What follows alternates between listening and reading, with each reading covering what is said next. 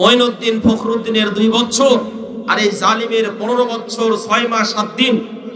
15 বছর 6 মাস 7 দিন, এই সর্বমোট 17 বছর 6 মাস 7 দিন যে সময়টা ছিল, এই সময়ে আমাদেরকে কোরআনের কথা উন্মুক্ত ময়দানে বলতে দেয় নাই। আমরা আজকের এই মাহফিল থেকে দৃঢ় কণ্ঠে কথা বলতে চাই, আগামী দিনে বাংলার প্রত্যেকটা ইঞ্চি ইঞ্চি মাটিতে কোরআনের কথা চলবে। কোন ব্যক্তি যদি বাধা দিতে আসে তাহলে তার স্থান বাংলার জমিনে হবে না। আরো জোরে বলেন ঠিক কিনা? স্বৈর শাসকরা টিকে থাকতে পারে না, তার উজ্জ্বল দৃষ্টান্ত হলো, আপনাদের অবগতির জন্য বলছি, বাংলার এই জমিনে জুলাই থেকে নিয়ে 5ই আগস্ট পর্যন্ত যে আন্দোলন শুরু হয়েছে, এই আন্দোলনের বাতাস শুধুমাত্র বাংলার জমিন না। আপনারা দেখেছেন গতকালকে সিরিয়াতে, সেখানেও বাশার আল আসাদ সে পলায়ন করতে বাধ্য হয়েছে। সিরিয়ার হোসেন শহরে বিজয় উল্লাস তারা করেছে। খালিদ বিন ওলীদ রাদিয়াল্লাহু তাআলা আনহুর প্রতিষ্ঠিত একটি মসজিদ, সেই মসজিদে তারা নামাজ আদায় করে আনন্দ উল্লাস করেছে। 53 বছর পর্যন্ত বাশার আল আসাদ জালিম এই ক্ষমতার মস্তর টিকে রেখেছিল। যারাই জালিম তারা পিছনের দরজা দিয়ে পালাইতে বাধ্য হয়। আরো জোরে বলেন ঠিক কিনা? সুতরাং যারা জুলুমের পথ অবলম্বন করবে তারা কোনোদিন টিকে থাকতে পারে না। আল্লাহ রাব্বুল আলামিন ওই 7 জন যুবকের কথা বর্ণনা করতে গিয়ে তিনি বলেন, আম হাসিবতা আন্না আসহাবাল কাহফি ওয়ার রাকিম কানু মিন আয়াতিনা আজাবা। সূরা কাহফের 9 নম্বর আয়াতের মধ্যে আল্লাহ রাব্বুল আলামিন জানিয়ে দিলেন, ও দুনিয়ার মানুষেরা, তোমরা ভালোমতো মনে রাখবেন, তোমরা কি ধারণা করেছো, তোমরা কি জানো আসহাবে কাহাফ তথা গুহাবাসী কারা, গুহার অধিবাসী কারা, তাদের সম্পর্কে তোমরা কি জানো? ফাকালু কানু মিন আয়াতিনা আজাবা। আসহাবে কাহাফের যে ঘটনাটা, এটা সপ্তাশ্চর্যের অন্যতম একটা আশ্চর্য ছিল। এই যে আসহাবে কাহাফ তথা গুহাবাসী, এই গুহাবাসীর ঘটনাটা অত্যন্ত একটা আশ্চর্যজনক ঘটনা। কিভাবে তারা জীবিত ছিল, কেমনে তারা জালিম বাচ্চার কাছ থেকে রওনা দিয়ে অন্যত্র চলে গেল। আমার প্রিয় ভাইয়েরা, যারা যুবক রয়েছেন, যুবকদের জন্য শিক্ষা এর মধ্যে আছে না নাই? জোরে বলেন আছে না নাই? যুবক ভালো মতো কান লাগিয়ে শুনবে। যুবক, আজকে যদি তোমরা জাগিয়ে যাও তাহলে এই দেশের ভিতরে কোনো জালিম কোনো স্থান পাবে না। কথা বলেন ঠিক কিনা? যেই দেশের যুবক ভালো, ওই দেশের সমাজ ভালো। যেই এলাকার যুবকরা যত ভালো হবে, ওই এলাকার যুবতীরাও তত নিরাপদে থাকবে। আচ্ছা বলেন তো, যুবতীদেরকে ডিস্টার্ব দেয় বুড়ারা না যুবকরা? কারা? যুবকরা ডিস্টার্ব দেয়। গার্লস স্কুলের পিছনে দাঁড়িয়ে থাকে কি বুড়ারা না যুবকরা? যুবকেরা। যেই এলাকার যুবক আসহাবে কাহাফের মতো চরিত্রবান হতে পারবে, ওই এলাকার যুবতীরা নিরাপদে থাকবে। কতক্ষণ ঠিক কিনা? আমরা সবাই তাকে চিনি, তাকে জানি। তিনি হলেন মুফাসসিরে কোরআন, যাকে কোরআনের বুলবুলি, কোরআনের পাখি বলা হয়। এই আল্লামা দেলোয়ার হোসেন সাঈদী রাহমাতুল্লাহি আলাইহি, তিনি 53টি বছর পর্যন্ত কোরআনের কথা বলেছেন। অকপট চিত্তে কারো চোখ রাঙানিকে ভয় করেন নাই, কাউকে কখনো ছাড় দিয়ে কথা বলেন নাই। কোরআনে যা আছে তিনি তাই বলতেন। এতে কার পক্ষে গেল কার বিপক্ষে গেল এটা দেখার মোটেও সুযোগ নেই। সেই আল্লামা দেলোয়ার হোসেন সাঈদী রাহমাতুল্লাহি আলাইহি তার জনপ্রিয়তা দেখে তারা এমন ভাবে পিলেসমকে গিয়েছিল, যদি এই লোকটাকে এই মুহূর্তে থামানো না যায় তাহলে বাংলাদেশে আগামী দিনে আমাদের কোনো স্থান হবে না, সব কোরআন ওয়ালাদের স্থান হবে। কথা বলেন ঠিক কিনা? আল্লামা দেলোয়ার হোসেন সাঈদীর কোনো অপরাধ ছিল না, একটি মাত্র অপরাধ ছিল, যেটা ইউসুফ নবীর অপরাধ ছিল। ইদ ক্বালু লা ইউসুফু আখুহু ওয়া আখুহু আহাব্বু ইলা আবিনা ওয়া নাহনু উসবা ইন্না আবানা লাফি দালালিম মুবিন। সূরা ইউসুফের 8 নম্বর আয়াতে যেই অপরাধটা ইউসুফ নবীর ছিল, বাংলাদেশের প্রথিতযশা আলেম দ্বীন, কোরআনের বুলবুলি মুফাসসিরে কোরআন, এর যখন জনপ্রিয়তা আকাশচুম্বী হয়ে গেল, তখন এই বাংলাদেশের জালিমরা আকাশচুম্বী জনপ্রিয়তা থেকে সহ্য করতে না পেরে এই আলেম দ্বীনকে 13টি বছর পর্যন্ত জেলখানার মধ্যে আবদ্ধ করে রেখে তাও তাদের হাউস মেনে নেয়। শেষ পর্যন্ত চিকিৎসার নামে তাকে হত্যা করে করেছে। আমরা আজকের মাহফিল থেকে দ্ব্যর্থহীন কণ্ঠে বলতে চাই, আল্লামা দেলোয়ার হোসেন সাঈদী কোরআনের বুলবুলিকে তোমরা যারা হত্যা করেছো, তোমাদের বিচার বাংলার জমিনে প্রত্যেকটা ইঞ্চি ইঞ্চি হবে ইনশাআল্লাহ। সম্মানিত ভাইরা আমার, বিচার শুরু হয়ে গেছে আলহামদুলিল্লাহ, অনেকখানি হয়েছে, আরেকটু হবে, একটু ওয়েট করেন। বড় বড় শয়তান যেগুলো থাকে এগুলোকে সবার শেষে ধরে, ছোট শয়তানগুলোকে আগে খপ করে ধরে। কথা বলেন ঠিক কিনা? সম্মানিত ভাইরা আমার, সামসিকা, তেলাপোকা, সারপোকা, তিতপুটি যেগুলো ছিল নেতা খেতা, এই সমস্ত নেতা খেতা এখন এলাকা ছাড়া। কথা বলেন ঠিক না? ঠিক। কোরআনের বিপক্ষে যারাই যাবে তারাই এলাকা ছাড়া হবে। আরেকটু দাও, এই বিশেষ করে এটা দিবে। যারাই কোরআনের বিপক্ষে যাবে তাদের অবস্থান কোনোদিন ভালো হবে না। এরা ইসলামকে পৃথিবীর মানচিত্র থেকে, বাংলার জমিন থেকে বিতাড়িত করার জন্য এমন কোনো হীন ষড়যন্ত্র নেই, এমন কোনো পদক্ষেপ নেই যা তারা করে নাই। এরা শিক্ষা ব্যবস্থা ধ্বংস করে দিয়েছে, মাদ্রাসা ব্যবস্থা ধ্বংস করে দিয়েছে, আলেম ওলামা ধ্বংস করে দিয়েছে।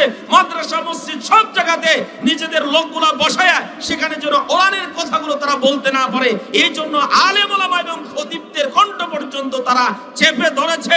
যতই চেপে ধরো না কেন, কোরআনের আলোচনা তোমরা বন্ধ করতে পারবে না। আমার প্রিয় ভাইরা, বন্ধ করতে পেরেছে? বন্ধ করতে পারে নাই, বরং যারা কোরআনের বিরোধিতা করেছে ওদেরই পতন হয়েছে কিনা? যারা বলেন হয়েছে কিনা? প্রিয় ভাইরা আমার, এই জন্য আমরা বলতে চাই, আল্লামা দেলোয়ার হোসেন সাঈদী রহমাতুল্লাহি আলাইহি তিনি প্রত্যেকটা মাহফিলে এই দোয়াটি পড়তেন, অত্যন্ত গুরুত্বপূর্ণ অর্থবহ দোয়া। আল্লাহ রাব্বুল আলামিন কোরআনের এই পাখিকে, কোরআনের এই বুলবুলিকে জান্নাতের মেহমান হিসেবে কবুল করুন। জোরে পড়ে আমিন।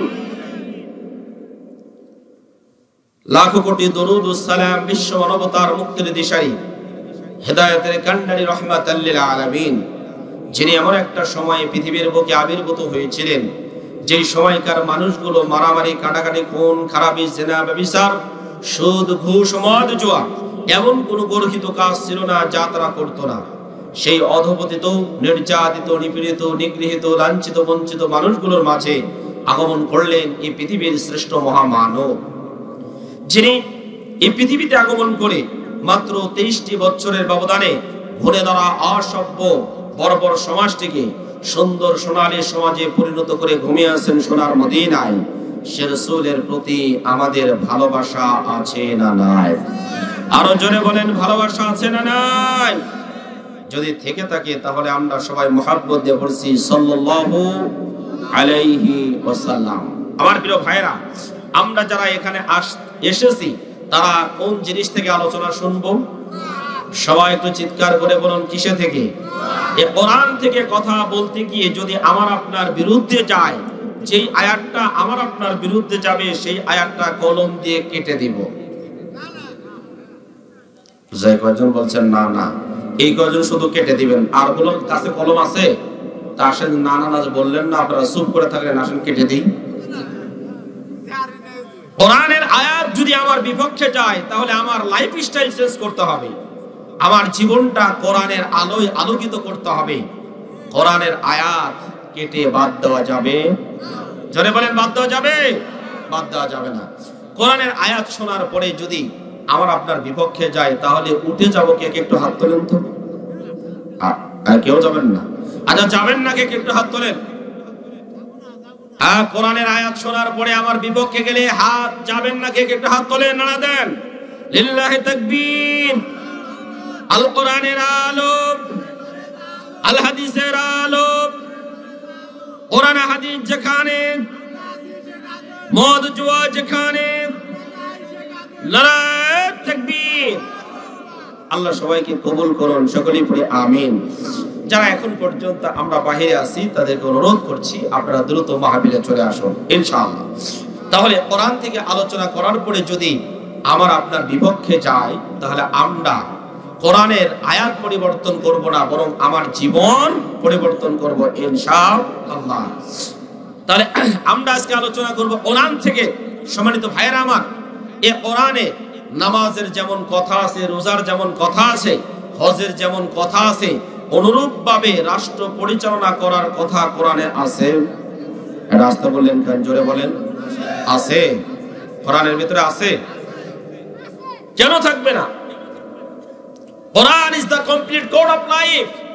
কোরআন হচ্ছে পূর্ণাঙ্গ জীবন ব্যবস্থা। একজন মানুষের রান্নাঘর থেকে নিয়ে সংসদ ভবন পর্যন্ত, সংসদ ভবন থেকে নিয়ে সেই জাতিসংঘ পর্যন্ত প্রত্যেকটা পরতে পরতে যেখানে যতটুকু আইনের প্রয়োজন তার সমাধান কোরআনে আছে না নাই? আরো জোরে বলেন, আছে না নাই? কোরআনে সব কিছু আছে, কিন্তু আমরা খুঁজে পাই না। আল্লাহ রাব্বুল আলামিন কোরআনুল কারীমে ঘোষণা দিলেন, ওয়ানাজ্জালনা আলাইকাল কিতাবা তিবয়ানাল লিকুল্লি শাইইন ওয়া হুদাও ওয়া রাহমাতাও ওয়া বুশরা লিল মুসলিমিন। আল্লাহু আকবার। আল্লাহ কোরআন সূরা নাহল 12 নম্বর রুকু, 14 নম্বর পারা, 16 নম্বর পৃষ্ঠা, 2 নম্বর লাইনের 89 নম্বর আয়াত।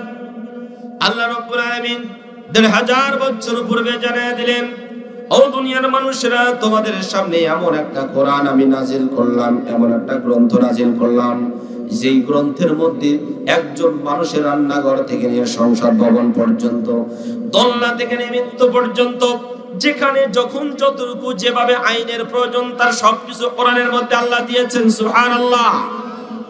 এই কোরআনে এমন কিছু নাই যা তা বর্ণনা করা হয় নাই। প্রশ্ন হতে পারে, হুজুর কোরআনের মধ্যে তোড়া জাল কেমনে ফেলবো তা কি আছে? প্রশ্ন হতে পারে না? এক হুজুর আলোচনা করছে রাজশাহীতে গিয়ে, সালান পাতি কম, শুরুতেই বলে দিয়েছে আমার আলোচনার মধ্যে কোনো প্রশ্ন করা যাবে না, কোনো মাদ্রাসার ছাত্র থাকা যাবে না, কোনো ব্যক্তি যদি আলোচনা চলাকালীন সবাই প্রশ্ন করে তাহলে আমি আর আলোচনা করব না, আলোচনা বাদ দিয়ে দিব। ঠিক আছে, আলোচনা করেন। হুজুর এবার আজগবি ঘটনা বর্ণনা করছে। আসমানে এমন একটা পাতা রয়েছে যেই পাতাটা শুকনার উপরে যদি পড়ে তাহলে বিশাল বড় একটা বাস হয়ে যায়, আর যদি পানির মধ্যে পড়ে বিশাল বড় একটা জাহাজ হয়ে যায়। ঠিক আছে, ভালো কথা। এবার একজন দাঁড়িয়ে জিজ্ঞেস করছে, হুজুর পাতার অর্ধেক যদি শুকনাতে, অর্ধেক যদি পানির মধ্যে পড়ে তাহলে কি হবে? পড়তে পারে কিনা? পড়তে পারে, পড়তে পারে। এবার উনি বলছেন, আমি না বলছি প্রশ্ন করা যাবে না, প্রশ্ন করলে আমি ওয়াজ করব না। তো আপনাদের মনে তো এরকম প্রশ্ন হতে পারে, পারে না? আমরা কোরআনুল কারীম এর 114টা সূরা, এটা দুই ভাগে বিভক্ত, কিছু আছে মাক্কি, কিছু আছে মাদানী। 86টি আছে মাক্কি, বাকি 28টি রয়েছে মাদানী। যাই হোক, এ যা কিছু আছে, যেই সমস্ত সূরাগুলো মক্কায় অবতীর্ণ হয়েছে সেগুলাকে মাক্কি বলা হয়, যেগুলো মদিনায় অবতীর্ণ হয়েছে সেগুলাকে মাদানী সূরা বলা হয়। এখন একজন প্রশ্ন করেছে, হুজুর মক্কাতেও না মদিনাতেও না মাঝামাঝি যদি নাজিল হয় তাহলে কি হবে? প্রশ্ন হতে পারে কিনা? আচ্ছা, এই সমাধান দেওয়া আছে না নাই? কওমি মাদ্রাসা এবং আলিয়া মাদ্রাসা ফাজিলে একটা তাফসীর পড়ানো হয়, নাম তার তাফসীরে জালালাইন। এই তাফসীরে জালালাইনের ভিতরে এর সমাধান দেওয়া আছে, প্রান্ত টিকাতে সমাধান দেওয়া আছে। এই কথা বোঝানোর আগে দিয়ে আপনাদেরকে একটা মাসআলা বলি। কোন ব্যক্তি মুসাফির হবে আর মুসাফির হবে না, কোথায় থেকে মুসাফির হবে, কোথায় থেকে মুসাফির হবে না, এ ব্যাপারে শরীয়তের একটা মাসআলা।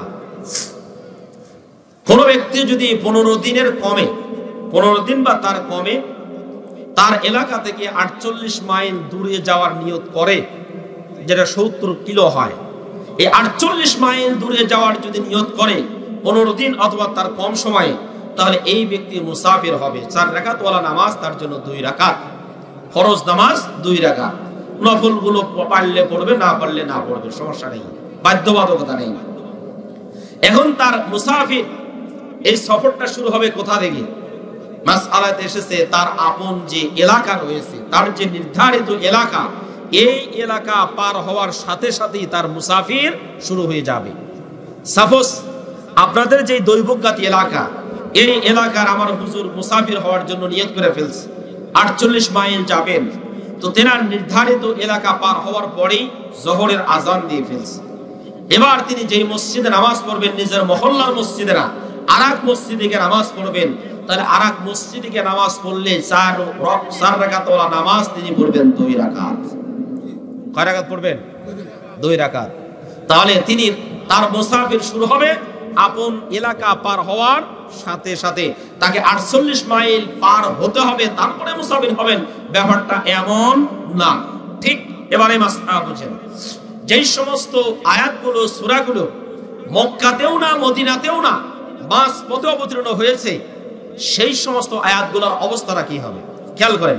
মক্কা থেকে মদিনাতে যাওয়ার জন্য রওনা দিয়েছেন, পথিমধ্যে যদি কোনো আয়াত নাজিল হয় তাহলে মক্কার দিকে মদিনার দিকে যেহেতু তিনি রওনা দিয়েছেন, এই জন্য এই আয়াতগুলোকে মাদানী আয়াত বলা হয়। ক্লিয়ার?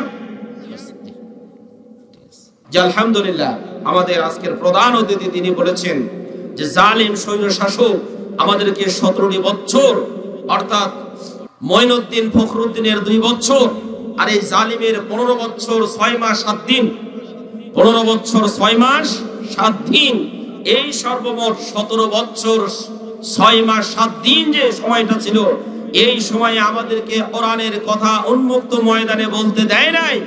আমরা আজকের এই মাহফিল থেকে দৃঢ় কণ্ঠে কথা বলতে চাই, আগামী দিনে বাংলার প্রত্যেকটা ইঞ্চি ইঞ্চি মাটিতে কোরআনের কথা চলবে।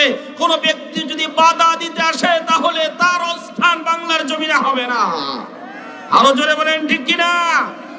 স্বৈর শাসকরা টিকে থাকতে পারে না, তার উজ্জ্বল দৃষ্টান্ত হলো, আপনাদের অবগতির জন্য বলছি, বাংলার এই জমিনে জুলাই থেকে নিয়ে 5ই আগস্ট পর্যন্ত যে আন্দোলন শুরু হয়েছে, এই আন্দোলনের বাতাস শুধুমাত্র বাংলার জমিন না। আপনারা দেখেছেন গতকালকে সিরিয়াতে, সেখানেও বাশার আল আসাদ সে পলায়ন করতে বাধ্য হয়েছে। সিরিয়ার হোসেন শহরে বিজয় উল্লাস তারা করেছে। খালিদ বিন ওলীদ রাদিয়াল্লাহু তাআলা আনহুর প্রতিষ্ঠিত একটি মসজিদ, সেই মসজিদে তারা নামাজ আদায় করে আনন্দ উল্লাস করেছে। 53 বছর পর্যন্ত বাশার আল আসাদ জালিম এই ক্ষমতার মস্তর টিকে রেখেছিল। যারাই জালিম তারা পিছনের দরজা দিয়ে পালাইতে বাধ্য হয়। আরো জোরে বলেন ঠিক কিনা? সুতরাং যারা জুলুমের পথ অবলম্বন করবে তারা কোনোদিন টিকে থাকতে পারে না। তবে মাঝে মাঝে আমরা দেখি এই জালিম, এই স্বৈরাচারের গোষ্ঠীরা মাঝে মাঝে আবার নতুন রূপে আগমন করার চেষ্টা করে। কতক্ষণ ঠিক না ঠিক? এই জালিমগুলো এক এক সময় তারা বাংলাদেশে আনসার বাহিনী নামক একটা বাহিনী আছে। আনসার মানে সহযোগিতা করা, আর আলসার মানে যেখানে চুলকানি হয়। কথা বোঝেন? আনসার মানে সহযোগিতা করা, আলসার মানে চুলকানি যেই জায়গাতে হয় এটাকে বলে আলসার। এই আলসার বাহিনী তারা ক্ষমতা দখল করার জন্য মাঠে ময়দানে নেমেছিল। এরা রিকশাওয়ালা হয়ে নামে, এরা আলসার হয়ে নামে, এরা বিভিন্ন রূপে আবার বাংলার এই ক্ষমতা দখল করার জন্য নামে। আমরা দ্ব্যর্থহীন কণ্ঠে বলতে চাই, 2000 সন্তানের বুকে রক্ত দিয়ে যেই জমিনটা লালে লাল হয়েছে, এই জমিনে কোনো ফ্যাসিবাদের আগামী দিনের প্রতিষ্ঠানকারী কেউ টিকে থাকতে পারবে না। কথা বলেন ঠিক কিনা? প্রিয় ভাইরা আমার, আপনাদের কাছে যে কথাগুলো আমি বলতেছিলাম আপনাদের হয়তো একটু মনে আছে। আল্লাহ রাব্বুল আলামিন কোরআনুল কারীমে সবকিছুর বর্ণনা আছে না নাই? এজন্য বলেন আছে না নাই? আচ্ছা সবাই একটু গুছিয়ে বসুন তো, মাঝখানে অনেক জায়গা ফাঁকা। সবাই একটু সামনের দিকে আসেন তো ভাই। জায়গা এখন ওম করছি, হুজুর কয় সামনের দিকে আসেন। জায়গা গরম হয়েছে, এই গরম জায়গা ছেড়ে রেখে আসা যায়? তাহলে আল্লাহর কালাম শুনেন, ওয়াইদা কিলা লাকুম তাফাসসাহু ফিল মাজালিসি ফাফসাহু ইয়াফসাহিল্লাহু লাকুম। যখন তাদেরকে বলা হয় মজলিসের মধ্যে তোমরা একটু জায়গা করে দাও, তখন তারা জায়গা করে দেয়। আল্লাহ বলেন যারা জায়গা করে দিল তাদের জন্য আল্লাহ জান্নাতের মধ্যে জায়গা করে দিবে। আরো জোরে বলেন। যারা এই কথা শোনার পরে 1 ইঞ্চি নড়ে নাই তাদের জন্য কোন দোয়া করব? এখনো বটগাছের মোটা মোটে নড়ে না, এত গরম করছে। তো সামনে যে বেচারা গরম করছে ওর জায়গায় এসে কমপক্ষে বসেন, আর সামনের গুলো কষ্ট করে একটু জান্নাতের দিকে আগে আসো। ভাই এই যে মাঝখানে এই যে এখানে কটা খরার মতো খোলা পড়ে গেছে, এই পিছন থেকে আসেন, আসেন সামনের দিকে আসেন। এই মাহফিল কানায় কানায় ভরে যাবে ইনশাআল্লাহ। আলোচনা চলবে, আরো জোরে বলেন চলবে। কোনো ভয় আছে? কোরআনের কথা অকপট চিত্তে নির্বিঘ্নে নিশ্চিন্তায় বলবো ইনশাআল্লাহ। আমার প্রিয় ভাইরা, যে কোরআনে সবকিছুর বর্ণনা আছে সেই কোরআন থেকে আমরা আলোচনা করব ইনশাআল্লাহ। প্রিয় বাবাজিরা, আমি আপনাদের সামনে কোরআনুল কারীম থেকে অতীব গুরুত্বপূর্ণ একটি সূরা, সূরাটির নাম সূরাতুল কাহাফ। সূরাটির নাম জোরে বলেন কি? আরেকটু জোরে বলেন কি? সূরাতুল কাহাফ। এই সূরাটি কোরআনুল কারীমের ধারাবাহিকতার দিক থেকে 18 নম্বর সূরা। সূরাটিতে আয়াতে কারিমা রয়েছে 110টি, রুকু আছে 12টি। সূরাটি অবতীর্ণ হয়েছে মক্কায়। একটু চিল্লা বলেন, সূরাটি অবতীর্ণ হয়েছে কোথায়? আরো জোরে বলেন কোথায়? মক্কায়। আয়াতে কারিমা রয়েছে কয়টি? 110টি। মনে রাখতে হবে, আয়াতে কারিমা আছে কয়টি? 110টি। রুকু আছে 12টি। অবতীর্ণ হয়েছে মক্কায়। ধারাবাহিকতার দিক থেকে 18তম সূরা। এই সূরা থেকে আলোচনা করব ইনশাআল্লাহ। ওমা তাওফীকি ইল্লা বিল্লাহ বিমাশিয়াতিল্লাহ বিফদলিল্লাহ আলাইহি তাওয়াক্কালতু ওয়া ইলাইহি উনীব। আমার প্রিয় বাবাজিরা, সূরাটির নাম সূরাতুল কাহাফ। কাহাফ শব্দের অর্থ গর্ত বা গুহা। গর্ত বা গুহা। এমন কোন যুবক, যেই যুবকগুলো কি কারণে গুহার মধ্যে আশ্রয় গ্রহণ করেছিল, কতদিন পর্যন্ত সেই গুহার মধ্যে রয়েছিল, ওই সময়কার জালিম বাদশার নাম কি ছিল, কেন তারা গুহার মধ্যে আশ্রয় গ্রহণ করেছে, সেই গুহার অবস্থানটা কোথায়, এখনো সে গুহা পাওয়া যায় কি যায় না, ওই লোকগুলো এখন কি অবস্থাতে আছে, এই ডিটেইলস কিছু এই সূরার মধ্যে আলোচনা করা হয়েছে। জোরে বলেন সুবহানাল্লাহ। আমার প্রিয় ভাইরা, মনোযোগ সহকারে শুনব। আল্লাহ রাব্বুল আলামিন 18 নম্বর সূরা সূরাতুল কাহাফ নাযিল করেছেন। এই সূরাটি পাঠ করলে পড়লে কি ধরনের ফজিলত হয়, বিশ্বনবী তার হাদিসের মধ্যে বর্ণনা করেছেন। নবী করিম সাল্লাল্লাহু আলাইহি সাল্লাম বলেন, মান ক্বারাআ সূরাতাল কাহফি ইয়াওমাল জুমআহ فهو معصوم إلى 8 أيام من كل فتنة وإن خرج الدجال عصم منه। বিশ্বনবী বর্ণনা করেন, কোন একজন ব্যক্তি যদি সূরা কাহাফ শুক্রবারের দিন তেলাওয়াত করে, তাহলে আগামী 8টা দিন পর্যন্ত আল্লাহ রাব্বুল আলামিন এই পৃথিবীতে যত বালা মুসিবত আছে, ফিতনা আছে, বিপদ আপদ আছে, সব বিপদ আপদ থেকে রক্ষা করবেন কে? আরো জোরে বলেন কে? আল্লাহ তাকে সব যাবতীয় বিপদ আপদ থেকে রক্ষা করবেন। যত বিপদ আপদ আছে তার মধ্যে বড় একটা বিপদ হলো দাজ্জালের বিপদ। যত বিপদ আছে বিপদগুলোর মধ্যে সবচেয়ে বড় ফিতনা হলো দাজ্জালের ফিতনা। বিশ্বনবী বর্ণনা করেন, ওয়া ইন খরাজাত দাজ্জালু উসিমা মিনহু, দাজ্জাল যদি বের হয় তাহলে সেই দাজ্জালের ফিতনা থেকে রক্ষা করবেন আল্লাহ রাব্বুল আলামিন। আমার প্রিয় বাবাজিরা, দাজ্জাল এই বেচারাটা দেখতে কেমন, আকৃতিটা কেমন, কেমনে আমরা চিনতে পারবো? হাদিসের মধ্যে এসেছে, দাজ্জালের কপালে লেখা থাকবে কাফ আলিফ ফা রা কাফের। যারা মুমিন ব্যক্তি আছে তারা দেখলেই চিনতে পাবে এই দাজ্জালকে আল্লাহ রাব্বুল আলামিন কিছু অলৌকিক ক্ষমতা দিবেন। ডান সাইডে তার জান্নাত থাকবে, বাম সাইডে তার জাহান্নাম থাকবে।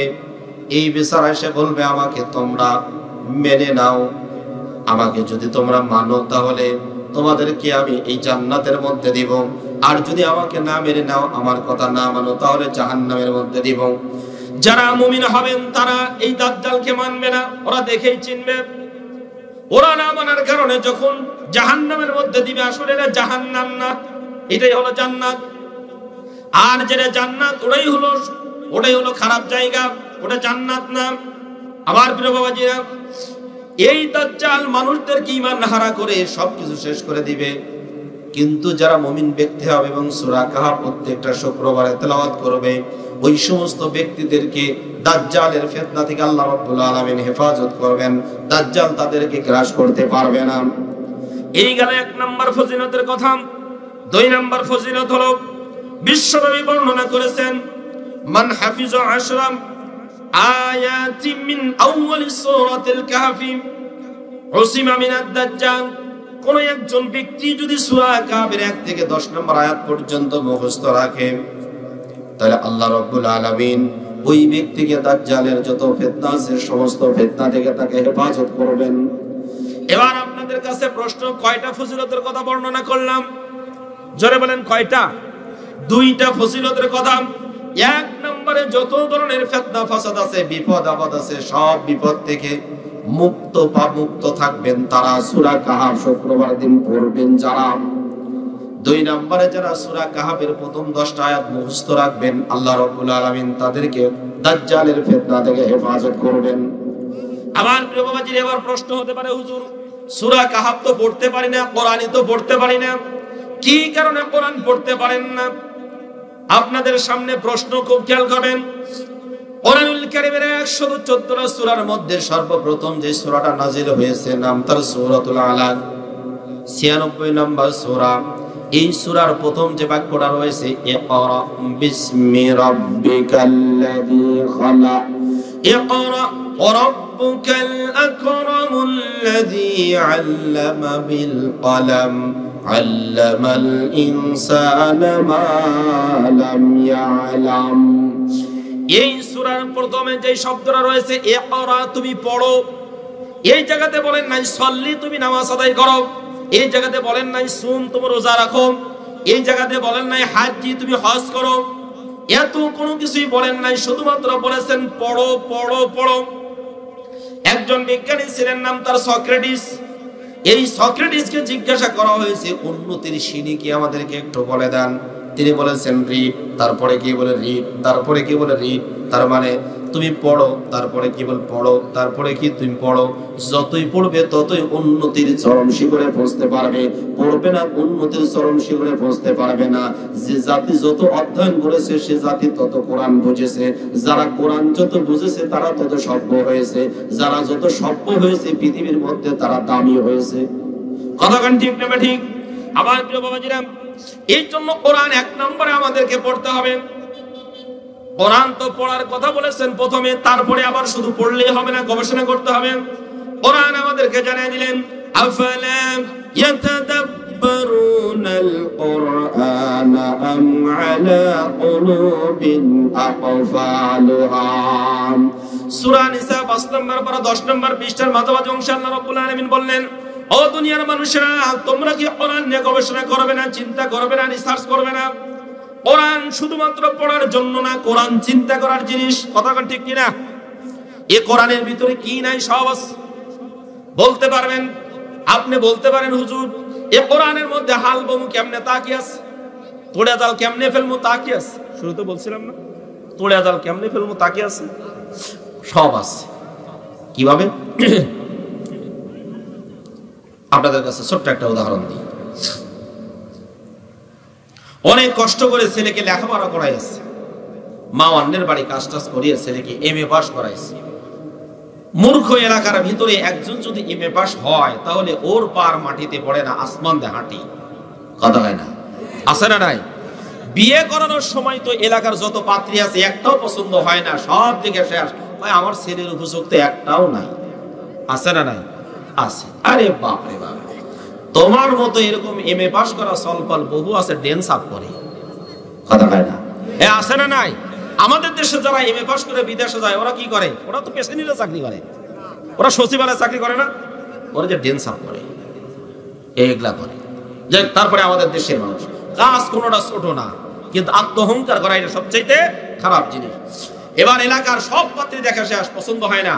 শেষ পর্যন্ত একটা পছন্দ হয়েছে, আলহামদুলিল্লাহ, মাত্র 3.5 ফুট। কয় ফুট? 3.5 ফুট লম্বা। অনেক লম্বা না? এই প্রায় লাইট তো থাপ হবে, তাই না? আর 3টা চেয়ার দিয়ে সেটা লাইট থাপ হবে না? 3টা চেয়ারের উপর দাঁড়ালে লাইট থাপ হবে। তো মাত্র 5 লক্ষ টাকার বিনিময়ে এই মেয়েকে বিয়ে করে নিয়ে আসছে। শ্বশুর বাড়ি থেকে কয় লক্ষ টাকা নিয়েছে? 5 লক্ষ টাকা। এই 5 লক্ষ টাকা হাদিয়ার বিনিময়ে বিয়ে করে নিয়ে আসছে। সুবহানাল্লাহ কবেন না? শ্বশুর বাড়ি থেকে 5 লক্ষ টাকা নিয়েছে, এটা তো নেওয়া তো সুন্নত, তাই না? কাঁচা পায়খানা খাওয়া যেমন হারাম, শ্বশুর বাড়ি থেকে কোনো কিছু নিয়ে আসাও তেমন হারাম। কথাখান ঠিক না ঠিক? যারা বলেন ঠিক কিনা? নিয়ে আসার পরে এখন এই যে ধানের মৌসুম, এখন ধান সেদ্ধ ভেজে দিয়েছে, আগে দেখতেন অনেক বড় বড় চাড়ি ছিল, এই চাড়ির মধ্যে ধান ভিজা রাখতো। তো বৌমাকে বলছে, বৌমা যাও চাড়ির মধ্যে থেকে একটু ধান তুলে নিয়ে এসো, আমরা সেদ্ধ দিব।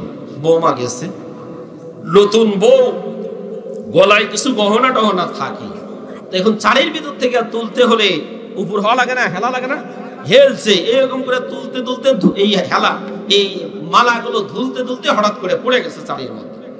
এখন শাড়ির মধ্যে নতুন বউ কেবলমাত্র বানায় দিছে এই মালা, এই মালাটা গেছে পড়ে, সমানে হাতায়, তার খুঁজা পায় না, বারংবার হাতায়, তার খুঁজা পায় না। শেষ পর্যন্ত শাশুড়ি মাকে গিয়ে বলছে, শাশুড়ি মা আপনার কেমন শাড়ি বানাইছেন, শাড়ির যে তলা নাই। কি নাই? এবার বলেন তো শাড়ির তলা আছে না নাই? আছে। এবার তার শাশুড়ি অনেক লম্বা মানুষ, যায়া যেই মুহূর্তে হাত দিয়েছেন অমনি তলা পেয়েছেন। আচ্ছা, সেন্টটা পড়ে যাওয়ার পরে মাঝখানে ভাসছে না নিচে চলে গেছে? নিচে চলে গেছে। বাস হাত দেওয়া মাত্রই সেন্টটা পাইছেন, এসে বলতেছেন, নাও বৌমা এই যে তোমার মালা। আচ্ছা এবার বলেন, আসলে কি তলা নাই নাকি তার হাতের বহর নাই? জোরে বলেন কি নাই? হাতের বহর নাই। কোরআনুল কারীম থেকে জ্ঞান আহরণ করতে হলে যেই পরিমাণ জ্ঞানের বহরের প্রয়োজন, ওই পরিমাণ জ্ঞানের বহর আমাদের না থাকার কারণে কোরআন থেকে আমরা তথ্য আহরণ করতে পারি না। চিল্লা বলেন ঠিক কিনা? কোরআন থেকে জ্ঞান আহরণ করতে হলে আমাদের জ্ঞানটাকে আগে সমৃদ্ধ করতে হবে।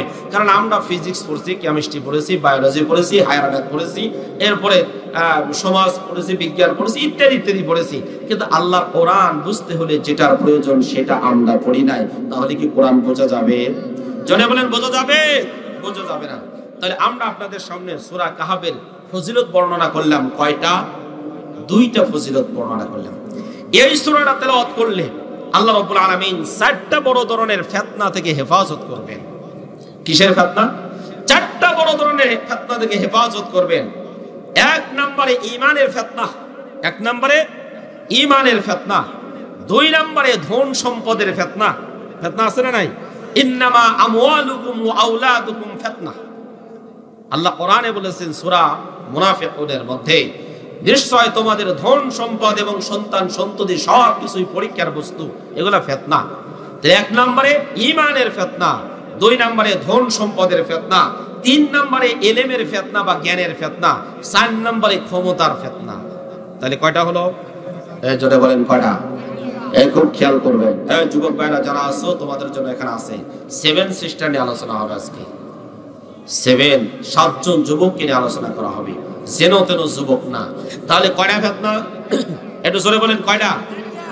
4টা ফিতনার কথা আল্লাহ রাব্বুল আলামিন এই সূরার মধ্যে বর্ণনা করেছেন। 1 নম্বরে ঈমানের পরীক্ষা, ঈমানের ফিতনা। 2 নম্বরে ধন সম্পদের ফিতনা। 3 নম্বরে ইলমের ফিতনা বা জ্ঞানের ফিতনা। 4 নম্বরে রাজত্বের ফিতনা। যেই ব্যক্তি ক্ষমতা পায় ওই ব্যক্তি আর চেয়ার থেকে নামতে চায় না, আছে না নাই? এই চেয়ারে একবার বসলে দাদার সম্পত্তি এখান থেকে নামতে চায় না। যে কোনো ভাবে হোক না কেন চেয়ার ডাকলে ধরতে হবে। এই চেয়ারে যেন কোনো ব্যক্তি এসে বসে থাকতে না পারে। অন্যায় অবৈধ ইনকাম যখন করে, অন্যায় ভাবে অবৈধ ভাবে যখন ক্ষমতা টিকে রাখতে চায়, অন্যায় ভাবে অবৈধ ভাবে কোনোদিন কোনো ক্ষমতা টিকে রাখা যায় না। বৈধ পন্থায় যদি কোনো ব্যক্তি ক্ষমতায় না থাকতে পারে, অবৈধ পন্থায় যদি ক্ষমতায় থাকতে চায়, আল্লাহ রাব্বুল আলামিন 5ই আগস্টে জালিমদেরকে যেমন ঝাঁটা দিয়ে পিটায়া দূর করেছে, যারা অবৈধভাবে ক্ষমতায় থাকতে যাবে আগামী দিনেও জনগণ তাদেরকে ঝাঁটা দিয়ে পিটায়া পিছনে রাস্তা দিয়ে পাঠায়া দিবে। কথা বলেন ঠিক কিনা? প্রিয় বন্ধুগণ আমার, খুব ভালো মতো খেয়াল করেন। এই সূরা তেলাওয়াত করলে আল্লাহ রাব্বুল আলামিন এই 4 ধরনের ফিতনা এখান থেকে হেফাজত করবেন। এই 4টা আলোচনা এর মধ্যে আছে। আবার প্রিয় বাবাজিরা, এই 4টা বিষয় নিয়ে আমরা আলোচনা করব। 1 নম্বরে ঈমানের ফিতনা, মনে আছে? আবারও বলছি, 1 নম্বরে ঈমানের ফিতনা, 2 নম্বরে ধন সম্পদের ফিতনা, 3 নম্বর ইলমের ফিতনা, 4 নম্বরে রাষ্ট্রীয় ফিতনা, ক্ষমতার ফিতনা। আপনাদেরকে একটু বলে যাই, 1 নম্বর ঈমানের ফিতনা। এই যে 7 জন যুবকের কথা আজকে আলোচনা করব, এই যুবকগুলা ঈমান বাঁচানো নিয়ে বিপদে পড়ে গেছিলেন, ঈমান নিয়ে ফিতনায় পড়ে গেছিলেন। 1 নম্বর। 2 নম্বরে এই সূরার মধ্যে 2 জন ব্যক্তি আছেন। একজন ব্যক্তিকে আল্লাহ রাব্বুল আলামিন অঢেল সম্পদ দিয়েছেন। অঢেল সম্পদ দেওয়ার পরে এই ব্যক্তি আত্ম অহংকারে ফেটে পড়তেছিল, অহংকারে ফেটে পড়তেছিল।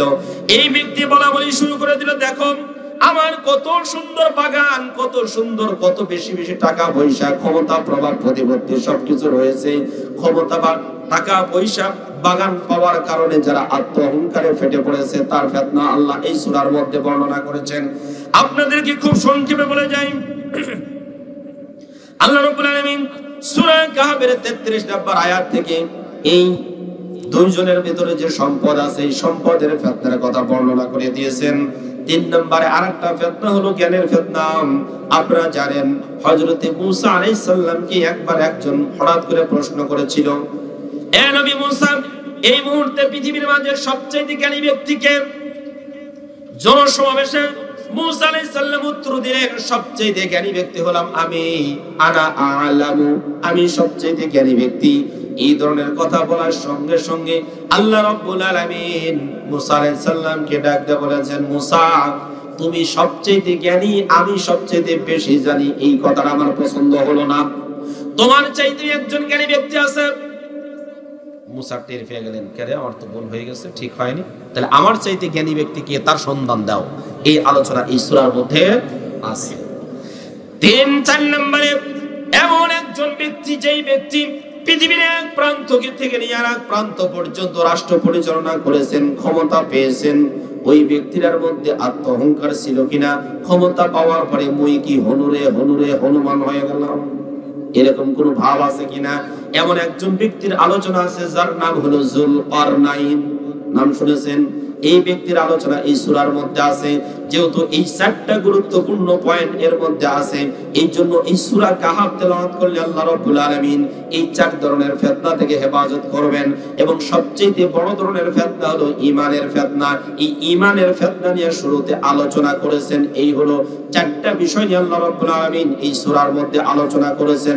শোনার জন্য রাজি আছেন? আরো জোরে। জোর হলো না, সবাই শুনবেন। তো বাড়ি যাবেন কখন? কখন যাবেন? কখন? ফজরের আজান। আচ্ছা ঠিক আছে ভাই, আপনারা চুলাতে আগুন নিভিয়ে দেন, ফজর রাখতে জ্বালায়েন, ঠিক আছে? চলবে? জোরে বলেন চলবে ইনশাআল্লাহ। খেয়াল করেন তাহলে কয়টা ফিতনা? জোরে বলেন কয়টা? 4টা ফিতনা। এবার আসুন, আমরা সূরা ফুজিলতের কথা বর্ণনা করলাম, এই সূরার মধ্যে কি কি বিষয়গুলো নিয়ে আলোচনা করা হয়েছে তাও আলোচনা করলাম।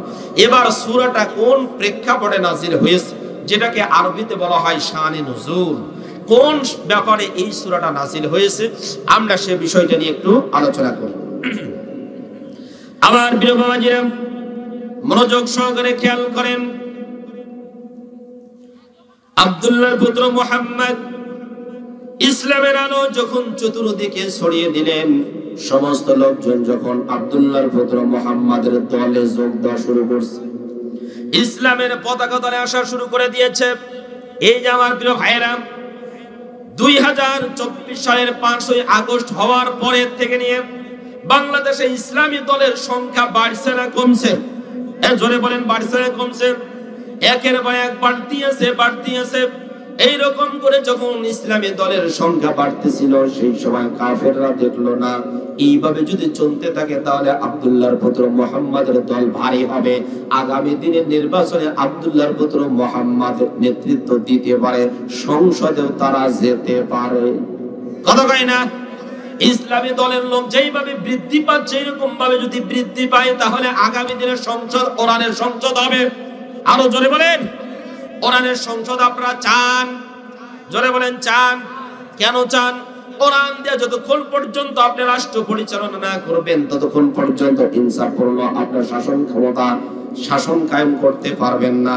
যেই ব্যক্তিগুলো কোরআন আল্লাহর জমিনে প্রতিষ্ঠিত হোক এরা চায় না, ওই ব্যক্তিগুলো নামাজ পড়ুক, রোজা করুক, হজ করুক, যাকাত দিক, সবকিছু করুক না কেন, ইবাদত কবুল হবে না। কথাটি কার? আরো জোরে বলেন কার? আল্লাহ রাব্বুল আলামিন তিনি জানায় দিলেন, وَمَن يَبْتَغِ غَيْرَ الْإِسْلَامِ دِينًا فَلَن يُقْبَلَ مِنْهُ وَهُوَ فِي الْآخِرَةِ مِنَ الْخَاسِرِينَ। আল্লাহ রাব্বুল আলামিন সূরা আলে ইমরান 8 নম্বর রুকু, 3 নম্বর পারা 18 নম্বর পৃষ্ঠা আলে ইমরানের 85 নম্বর আয়াতের মধ্যে জানিয়ে দিলেন, ও দুনিয়ার মানুষেরা, 3 নম্বর পারা 20 নম্বর পৃষ্ঠাতে 85 নম্বর আয়াতের মধ্যে আল্লাহ জানায় দিলেন, যেই সমস্ত ব্যক্তিগুলা ইসলামী আইন কানুন রীতিনীতি বাদ দিয়া অন্য কোন আইন কানুন রীতিনীতি পদ্ধতি কামনা করবে, আল্লাহ ওদের কোনো কিছু কবুল করবেন না। ওদের নামাজ রোজা হজ যাকাত যাই কিছু করুক না কেন কবুল করবেন। কে বলেছেন? আরো জোরে বলেন, কে বলেছেন? আল্লাহ বলেছেন। এটা কি আমার কথা? জোরে বলেন আমার কথা। আমার কথা যদি না হয়, এই কথা শোনার পরে যদি বলেন কেমন কেমন লাগে, তাহলে বলবো আবু জেহেল এখনো যায় নাই, আছে। কথা কান ঠিক না ঠিক? আবু জেহেল চলে গেলে আবু জেহেলের চেলা চামুন্ডা এখনো আছে না নাই? আমার প্রিয় ভাইরা, আমি আপনার কাছে এসেছি সতর্ক করার জন্য, কোন পথে চললে জান্নাত পাবেন, কোন পথে চললে জাহান্নামে যাবেন, এই কথা বলার জন্য আপনার কাছে এসেছি। আমি কোনো দলাদলি করার জন্য আসি নাই, কোনো দলের ক্যানভাস করার জন্য আসি নাই। তবে একটা দলের ক্যানভাস করার জন্য এসেছি, ওই দলের নাম হলো আল্লাহর দল। কথা বলেন ঠিক কিনা? আল্লাহ রাব্বুল আলামিন কোরআনুল কারীমে তার দলের কথা বলেছেন কিনা? জোরে বলেন, বলেছেন কিনা?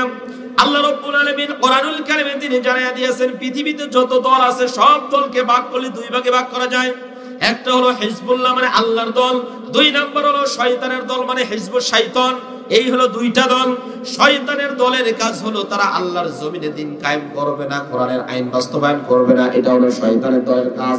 আর আল্লাহর দলের কাজ হলো তারা আল্লাহর জমিনে আল্লাহর কোরআনের আইন বাস্তবায়ন করবে, এটা হলো আল্লাহর দল। কথা কোন ঠিক না ঠিক?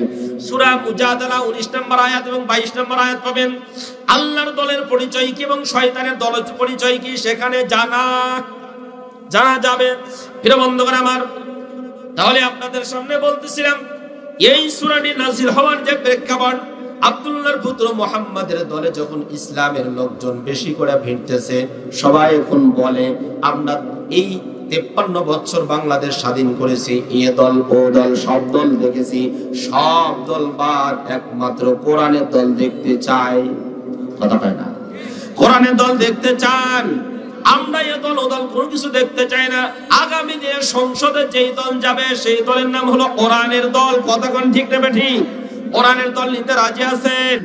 আমরা একটাবার কোরআনের দল একটু সংসদে পাঠায় দেখি না কেন তারা কেমন ভাবে শাসন করে, এরা কি সন্ত্রাসী করে, চাঁদাবাজি করে, রাহাজানি করে, নাকি অন্যান্য অপরাধ কর্মকাণ্ড করে। যারা ভালো কাজ করবে তাদের সাথে আমরা আছি, যারা খারাপ কাজ করবে তাদের সাথে আমরা। আরো জোরে মানে আমরা, আরো জোরে আমরা নাই। প্রিয় ভাইরা আমার,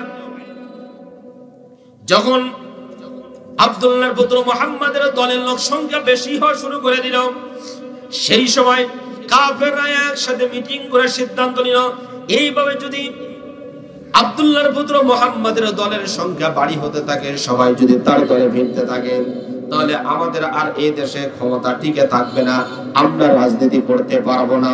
এই জন্য শোনো, তার সাথে একটা সমস্যার সমাধান হয়ে যাক, তার সাথে একটা কথা আমাদের ফাইনাল হয়ে যাক।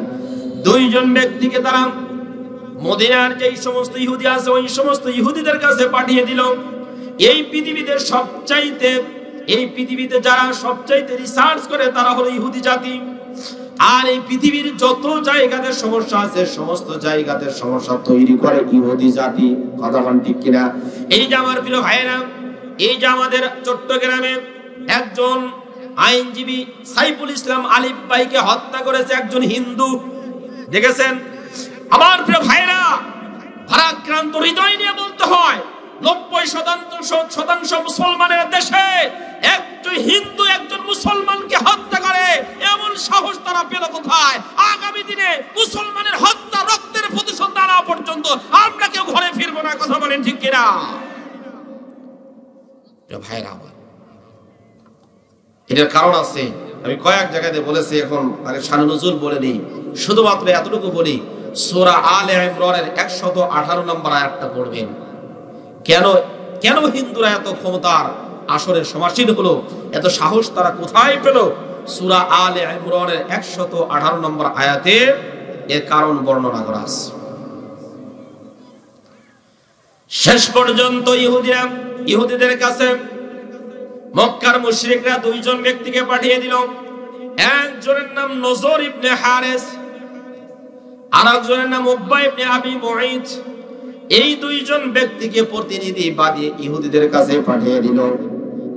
ইহুদিদের কাছে তারা গিয়ে জিজ্ঞাসা করবে, আমাদের দেশে মক্কার ভিতরে একজন সন্তান আগমন করেছে নতুন একটা ধর্ম নিয়ে, এই লোকটা নিজেকে নবী দাবি করেছে, সে কি আসলে সত্যি নবী কিনা এটা প্রমাণ করার জন্য। আমার প্রিয় বাবাজিরা খেয়াল করেন, এই দুইজন লোক মক্কা থেকে মদিনাতে চলে গেল, ইহুদিদের কাছে গিয়ে জিজ্ঞাসা করলো, ও ইহুদিরা, তোমরা তো আল্লাহর কিতাব তেলাওয়াত করো, তোমাদের কাছে এবার প্রশ্ন, আমাদের এলাকায় একজন নতুন ব্যক্তির আগমন হয়েছে, যেই লোকটা নিজেকে নবী দাবি করেছে, লাত মানাত উজ্জা এগুলো বাদ দিয়ে একমাত্র এক আল্লাহর গোলামি করতে বলে, মারা যাওয়ার পরে কবর থেকে আবার নাকি উঠতে হবে, হিসাব নিকাশ সেদিন হবে, সবাইকে আবার জীবিত করবে, এই ধরনের কথা ওই লোকটা বলে। আসলে বলো তো সেই লোকটা যা বলে তা কি সত্যি কিনা, সেই লোকটা আসলে নবী কিনা, এটা তোমাদের কাছে জানতে চাই। বলল, তোমরা কি এই লোকটাকে 3টা প্রশ্ন করবে। জোরে বলেন কয়টা? আরো জোরে, যারা ঘুমাইছেন জোরে বলেন কয়টা? 3টা প্রশ্ন করবে। এই 3টা প্রশ্নের উত্তর যদি দিতে পারে তাহলে মনে করবে সে খাঁটি নবী, আর যদি 3টা প্রশ্নের উত্তর সঠিকভাবে দিতে না পারে তাহলে সে ভুয়া নবী। এই লোকটা নিজেকে নবী দাবি করেছে, আসলে খাঁটি নবী না। এই 3টা প্রশ্ন তারা শিখিয়ে দিল। 1 নম্বরে প্রশ্ন হলো, তোমাদেরকে যা প্রশ্ন করতে হবে, রূহ বা আত্মা এটা কি জিনিস, কোথায় থাকে, কেমন দেখা যায়। 1 নম্বরে প্রশ্ন হলো রূহ সম্পর্কে, আত্মা সম্পর্কে। 2 নম্বরে প্রশ্ন হলো, ওই যুবক যারা দেশ ছেড়ে অন্যত্র চলে গিয়েছিল, গুহার মধ্যে আশ্রয় নিয়েছিল, ওই যুবকগুলো কেন গুহার মধ্যে আশ্রয় নিয়েছিল, তাদের সংখ্যা কতজন ছিল, এই কথাগুলো তোমাদেরকে প্রশ্ন করতে হবে। 3 নম্বরে তোমাদেরকে প্রশ্ন করতে হবে, ওই এমন একজন ব্যক্তি যেই ব্যক্তিরা পৃথিবীর এক প্রান্ত থেকে আরেক প্রান্ত পর্যন্ত রাষ্ট্র ক্ষমতা পরিচালনা করেছে, এই লোকটার পরিচয়টা কি, কেমন করে ক্ষমতা পরিচালনা করেছে, এই 3টা প্রশ্ন তোমাদের কাছে আমি জানতে চাই। এই 3টা প্রশ্ন নিয়ে এই 2জন লোক মক্কাতে চলে আসলো। আসার পরে এবার সমস্ত লোকজনকে ডাকতে বলতেছে, শোনো ভাই, মুহাম্মদ আব্দুল্লাহর পুত্র মুহাম্মাদের সাথে আমাদের একটা সিদ্ধান্ত হয়ে যাবে, আমরা তাকে 3টা প্রশ্ন করব, যদি 3টা প্রশ্নের উত্তর দিতে পারে তাহলে আমাদের কোনো সমস্যা নাই, সে যে খাঁটি নবী আমরা মেনে নিতে পারবো। 3টা প্রশ্নের উত্তর যদি দিতে না পারে তাহলে আমরা তাকে খাঁটি নবী মানতে পারবো না। ঠিক আছে, চলো আব্দুল্লাহর পুত্র মুহাম্মাদের কাছে আমরা যাই। তার কাছে গেলেন, যাওয়ার পরে এবার জিজ্ঞাসা করছেন, শোনো আব্দুল্লাহর পুত্র মুহাম্মদ, এই যে তোমার কাছে আমরা 3টা প্রশ্ন করব, যদি তুমি উত্তর দিতে পারো তাহলে আমরা তোমাকে খাঁটি নবী বলে মেনে নিব, যদি তুমি এই প্রশ্নের উত্তর না দিতে পারো তাহলে তোমাকে আমরা খাঁটি নবী হিসেবে মানতে পারবো না। ঠিক আছে, প্রশ্নগুলো বলো। এক এক করে 3টা প্রশ্ন করলেন। আমার প্রিয় বাবাজিরা একটু খেয়াল করেন, 3টা প্রশ্ন করার পরে বিশ্বনবী এবার ডাক দিয়ে বললেন, ঠিক আছে, আগামী কালকে তোমাদেরকে আমি প্রশ্নের উত্তর দিব, কিন্তু তিনি একটা জিনিস ভুলে গিয়েছেন, ওই জিনিসটা তিনি বলতে পারেন নাই, ভুলে গিয়েছেন। আমার প্রিয় বাবাজিরা, আগামী কালকে বলবেন এই কথা বললেন। আগামী কাল যথারীতি সময়ে মক্কার কাফেররা এসে উপস্থিত হলো। আব্দুল্লাহর পুত্র মুহাম্মদ, তুমি বলেছিলে আমাদেরকে তুমি প্রশ্নের উত্তর দিবে, এবার তুমি আমাদেরকে প্রশ্নের উত্তর দাও। এবার তিনি বললেন, আমি এই মুহূর্তে উত্তর দিতে পারছি না, আমার কাছে মনে নাই, আমরা আগামী কালকে বলবো। এইরকম করে 1 দিন যায়, 2 দিন যায়, 3 দিন যায়, 4 দিন যায়, উত্তর দিতে পারেন না। মক্কার লোকেরা বলা বলি শুরু করে দিল, আব্দুল্লাহর পুত্র মুহাম্মদ সে সঠিক নবী না, ভুয়া নবী। কি নবী? ভুয়া নবী, মিথ্যা নবী দাবি করেছেন, কারণ সে প্রশ্নের উত্তর দিতে পারছে না। এই কথা শোনার পরে বিশ্ব নবীর মন খারাপ হয়ে গেল, তিনি চিন্তিত হয়ে পড়লেন। এই চিন্তিত অবস্থায় থাকতে থাকতে যখন 15টা দিন অতিবাহিত হয়ে গেল, আল্লাহ রাব্বুল আলামিন তখন সূরা এই কাহাফটা পূর্ণরূপে নাজিল করে দিলেন। সুবহানাল্লাহ। আল্লাহ রাব্বুল আলামিন সাথে সাথে জানায় দিলেন, ওয়ালা তাকুলান্না লিশাইইন ইন্নী ফাইলুন যালিকা গাদান ইল্লা আইয়াশা আল্লাহ। আল্লাহ রাব্বুল আলামিন সূরা কাহাফ 15 নম্বর পারার 15 নম্বর পৃষ্ঠার 1ম নম্বর লাইনের 32 এবং 23 এবং 25 নম্বর আয়াত আল্লাহ রাব্বুল আলামিন এই জায়গাতে রাখতে বললেন, ও নবী, আপনি যখন ভবিষ্যতে কোনো কাজ করবেন সেই সময় আগামী কালকে করব এই কথা বলবেন না, সাথে সাথে বলবেন ইনশাআল্লাহ। ইনশাআল্লাহ যদি না বলেন তাহলে ওই কাজের ভিতরে আল্লাহর পক্ষ থেকে রহমত নাজিল হবে না। এই ইনশাআল্লাহ না বলার কারণে 15টা দিন পরে ওহী এসেছে। বাস আল্লাহ রাব্বুল আলামিন উত্তর দিয়ে দিলেন। 3টা প্রশ্ন করেছিল, 3টা প্রশ্নের উত্তর দিয়ে দিলেন কোরআন দিয়ে। জোরে বলেন সুবহানাল্লাহ। 1 নম্বরে প্রশ্ন ছিল রূহ এটা কি জিনিস, আত্মা এটা কি জিনিস? মনে আছে আপনাদের? এদিকে মনে আছে? 1 নম্বরে প্রশ্ন কি ছিল বলেন তো? 1 নম্বরে প্রশ্ন ছিল আত্মা কি জিনিস। আল্লাহ রাব্বুল আলামিন বলেন ওয়াসআলুনাকা আনির রূহ কুলির রূহু মিন আমরি রাব্বি। তারা আপনাকে প্রশ্ন করবে রূহ কি জিনিস। হে নবী আপনি জানায়া দেন রূহ এটা হলো আল্লাহর আদেশ। এটা ধরা যায় না, ছোঁয়া যায় না, স্পর্শ করা যায় না। আল্লাহর আদেশ যতক্ষণ পর্যন্ত একজন ব্যক্তির মধ্যে থাকবে ততক্ষণ পর্যন্ত সেই ব্যক্তি জীবিত থাকবে। যখনই এই আদেশটা থাকবে না তখনই ওই ব্যক্তি আর ব্যক্তি থাকবে না। তখন তার নামের শুরুতে একটা জিনিস লেগে যাবে, ওই জিনিসের নাম হলো মৃত সলিমুল্লাহ বা মৃত কলিমুল্লাহ। তাহলে রূহ কি জিনিস এটা জানা গেল। 2 নম্বরে ওই যুবক যারা আত্মগোপনে গিয়েছিল, কি কারণে তারা গিয়েছিল, কোন সময়ে, কোন বাদশার সময়, বাস আল্লাহ রাব্বুল আলামিন এই যুবকদের কাহিনী এখানে বর্ণনা করলেন। 3 নম্বরে ওয়াসআলুনাকা আন যুলকরনাইন। যুলকরনাইন কোন ব্যক্তি ছিল আল্লাহ রাব্বুল আলামিন এই সূরা কাহাফের মধ্যে তা আলোচনা করে দিলেন। বাস 3টা প্রশ্নের উত্তর দিয়েছেন। আচ্ছা যারা ঠেটা এরা কি প্রশ্নের উত্তর পাওয়ার পরে তারা মেনে নেবে? জোরে বলেন মেনে নেবে? আমাদের সমাজে এমন কিছু ঠেটা আছে না নাই? নামাজ না পড়লে কি হবে, ঈমান আমার পাকা, এরকম তাতাল আছে না নাই? বাটপারে আজম সবচেয়ে বড় বাটপার, নামাজ নাই, রোজা নাই, হজ নাই, যাকাত নাই, ওর নাকি আবার ঈমান আছে। ছাত্র তো পাশ ফেলের কথা তখনই হয় যখনই পরীক্ষা দেয়। স্কুলে যদি ভর্তি না হয় ও কোনোদিন পাশ ফেলের কথা বলতে পারবে? জোরে বলেন বলতে পারবে? নামাজ রোজা হজ যাকাত সবকিছু করার পরে ঈমান পাকা না দুর্বল নাকি সবল এটা তখন বলা যাবে। নামাজ নাই, কালাম নাই, রোজা নাই, হজ নাই, যাকাত নাই, আর ইসলামী আন্দোলন বাস্তবায়ন করার ক্ষেত্রে তাদের কোনো ভূমিকা নাই, ওদের নাকি ঈমান পাকা। এরকম লোক আছে না নাই? একজনে বলেন আছে না নাই? এলাকায় আছে, আছে, মানে দাতাল সব জায়গাতে আছে। আমার প্রিয় ভাইরা খেয়াল করেন, এই প্রেক্ষাপটে এই সূরাটা নাযিল হয়েছে। এবার আমরা আস্তে আস্তে করে সামনের দিকে যাই। আল্লাহ রাব্বুল আলামিন ওই 7 জন যুবকের কথা বর্ণনা করতে গিয়ে তিনি বলেন আম হাসিবতা আন্না আসহাবাল কাহফি ওয়ার রাকিম কানু মিন আয়াতিনা আজাবা। সূরা কাহফের 9 নম্বর আয়াতের মধ্যে আল্লাহ রাব্বুল আলামিন জানিয়ে দিলেন, ও দুনিয়ার মানুষেরা তোমরা ভালোমতো মনে রাখবেন, তোমরা কি ধারণা করেছো, তোমরা কি জানো আসহাবে কাহাফ তথা গুহাবাসী কারা, গুহার অধিবাসী কারা, তাদের সম্পর্কে তোমরা কি জানো? ফাকালু কানু মিন আয়াতিনা আজাবা। আসহাবে কাহাফের যে ঘটনাটা এটা সপ্তাশ্চর্যের যে অন্যতম একটা আশ্চর্য ছিল। এই যে আসহাবে কাহাফ তথা গুহাবাসী, এই গুহাবাসীর ঘটনাটা অত্যন্ত একটা আশ্চর্যজনক ঘটনা। কিভাবে তারা জীবিত ছিল, কেমনে তারা জালিম বাদশার কাছ থেকে রওনা দিয়ে অন্যত্র চলে গেল। আমার প্রিয় ভাইয়েরা যারা যুবক রয়েছেন, যুবকদের জন্য শিক্ষা এর মধ্যে আছে না নাই? জোরে বলেন আছে না নাই? যুবক ভালো মতো কান লাগিয়ে শুনবে। যুবক আজকে যদি তোমরা জাগিয়ে যাও তাহলে এই দেশের ভিতরে কোনো জালিম কোনো স্থান পাবে না। কথা বলেন ঠিক কিনা? যেই দেশের যুবক ভালো ওই দেশের সমাজ ভালো, যেই এলাকার যুবকরা যত ভালো হবে ওই এলাকার যুবতীরাও তত নিরাপদে থাকবে। আচ্ছা বলেন তো যুবতীদেরকে ডিস্টার্ব দেয় বুড়ারা না যুবকরা? কারা? যুবকরা ডিস্টার্ব দেয়। গার্লস স্কুলের পিছনে দাঁড়িয়ে থাকে কি বুড়ারা না যুবকরা? যুবকেরা। যেই এলাকার যুবক আসহাবে কাহাফের মতো চরিত্রবান হতে পারবে ওই এলাকার যুবতীরা নিরাপদে থাকবে। কতক্ষণ ঠিক কিনা? সুতরাং যুবকরা যদি চরিত্রবান্বিত হয়ে যায় তাহলে এই দেশে আগামী দিনে ইসলাম প্রতিষ্ঠিত হবে। এটা কেউ ঠেকাইতে পারবে? আরো জোরে বলেন পারবে? মোটেই পারবে না। প্রিয় ভাইরা আমার কান লাগিয়ে শোনেন, এই 7 জন যুবক যেই দেশে অবস্থান করতেছিলেন ওই দেশে তদানীন্তনকালে একজন জালিম বাদশা ছিল, নাম তার দিকিয়ানুস।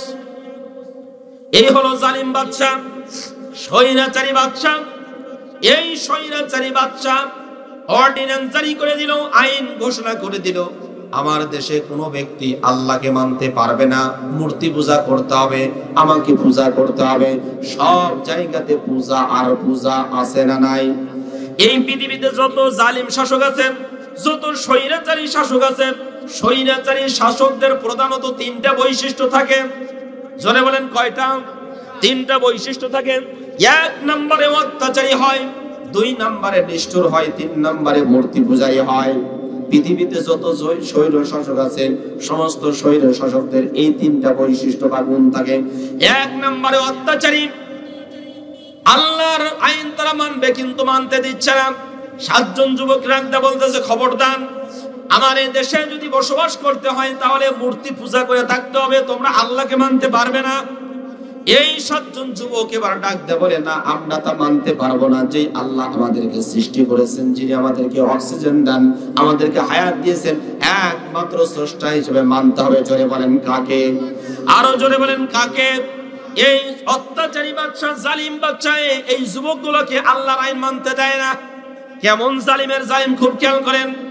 বাপকে ফাঁসির কাস্টে ঝুলাইয়া দিয়েছে, এরপরে সন্তানটাকে, ব্যারিস্টার সন্তানটাকে গ্রেফতার করে নিয়ে আয়না ঘরের মধ্যে 10 বছর পর্যন্ত আবদ্ধ করে রেখেছে। এ কথা কয় না, আছে না নাই?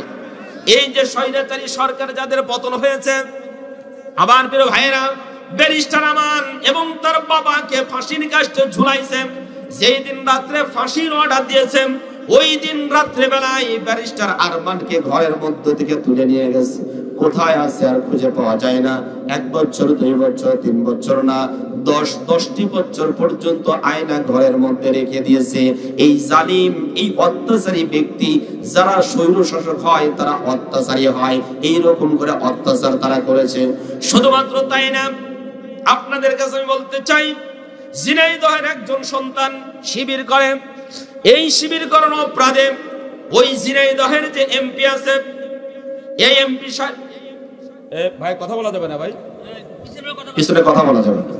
এমপি সাহেব যে রয়েছে আনারুল আজম এমপি, এই এমপির নির্দেশে শিবিরের সেই কর্মীরাকে মায়ের চোখের সামনে থেকে তুলে নিয়ে গিয়ে রাতের আধারে 7 দিন পরে বুকে ফায়ার করে হত্যা করে দিল। হত্যা করে দিয়ে ক্ষান্তরা আবার চোখটা পর্যন্ত উপড়িয়ে নিয়েছে। তার মা এই দৃশ্য দেখার পরে আল্লাহর কাছে 2 হাত তুলে 2 চোখের পানি অঝর ঝরনায় ছেড়ে দিয়ে বলছে, রব্বুল আলামিন, যারা আমার সন্তানের 2 চোখ তুলে নিয়েছে, আল্লাহ তুমি তার বিচার করো। আল্লাহ আছে না নাই? এ জোরে বলেন, আছে না নাই?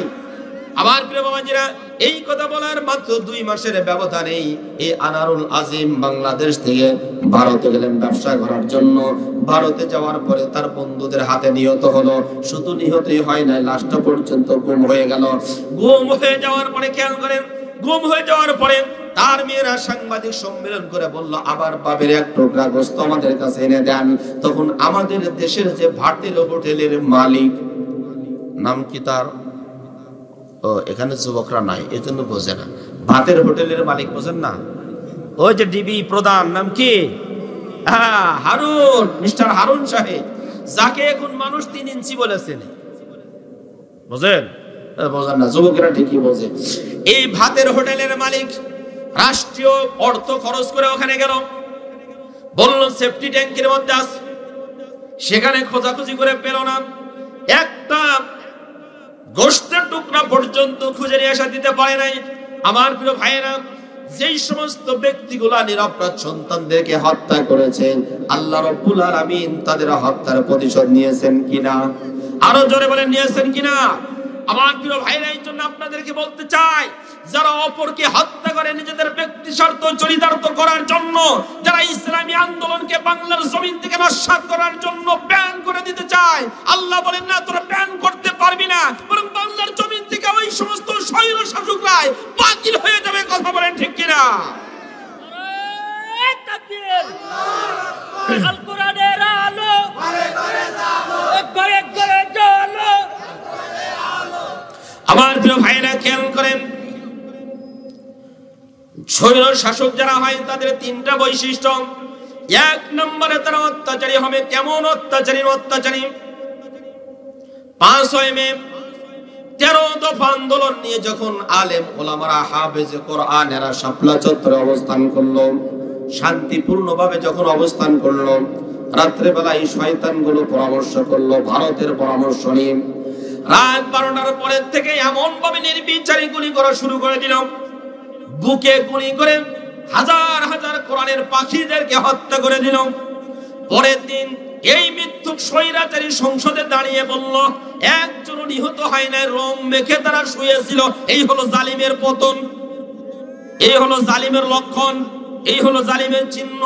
হাজার হাজার মানুষদেরকে তারা হত্যা করে নিজেদের ক্ষমতাকে তারা টিকে রাখার জন্য চক্রান্ত করেছে।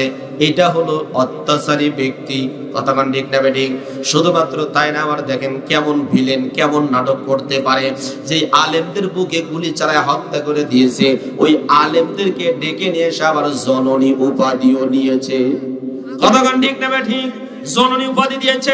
আমার প্রিয় ভাইরা খুব খেয়াল করবেন, তাহলে স্বৈর শাসক যারা হয় ওই সমস্ত ব্যক্তিদের মধ্যে 3টা বৈশিষ্ট্য থাকে। এই যে বাচ্চা দিকিয়ানুস, এই দিকিয়ানুস ছিল স্বৈর শাসক। ওই দেশের কোন একজন ব্যক্তিকে আল্লাহর নাম নিতে দিত না, কোরআনের কথা বলতে দিত না, আল্লাহকে মানতে দিত না। যারা আল্লাহর কোরআন মানত তাদেরকে বাধা দিত। বর্তমানে এই 15টা বছরে যারা আল্লাহর জমিনে দিন কায়েম করার জন্য আন্দোলন করে, তাদেরকে জেল জুলুম মামলা হামলা দিয়ে জেলখানার মধ্যে আবদ্ধ করে রেখেছিল কিনা? জোরে বলেন, রেখেছিল কিনা?